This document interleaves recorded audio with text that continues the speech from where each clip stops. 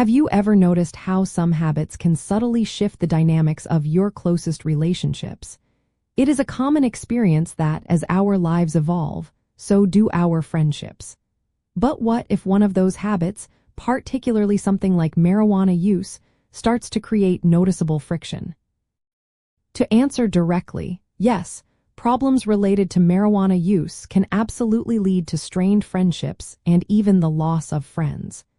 It is not necessarily the act of using marijuana itself, but rather the behaviors and priorities that can emerge when that use becomes problematic. This happens for several important reasons. Often, a person's priorities can unintentionally shift, placing marijuana use above previously cherished shared activities or commitments with friends. For example, consistently choosing to use alone or with a new group that supports the habit instead of joining old friends for events sends a clear message. Moreover, changes in behavior are common. Friends might notice increased irritability, apathy towards things that once mattered, or unreliability, such as frequently canceling plans at the last minute or forgetting important details. Trust can also erode. Secrecy around marijuana use or breaking promises because of it can damage the foundation of any strong friendship.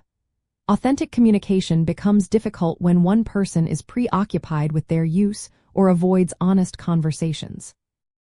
Sometimes, friends might feel like they are constantly walking on eggshells or that their concerns are being dismissed, leading them to gradually pull away for their own well-being. If you are concerned about your own marijuana use affecting your friendships, a great first step is self-reflection. Consider whether your social circle has changed, or if old friends have expressed concerns or started to distance themselves. Open communication, when safe and appropriate, can also be really helpful. Sometimes friends just need to know you hear them, even if you are not ready to make big changes right away. Acknowledging that there might be an issue is a powerful starting point. It is interesting to note how friendships can sometimes inadvertently foster certain behaviors. In some cases, friends might engage in what is called enabling behavior, where they unintentionally support the problematic use by ignoring it or making excuses. Conversely, true friends often express concerns because they care deeply. They see the person behind the problem and want to help, even if it means having difficult conversations.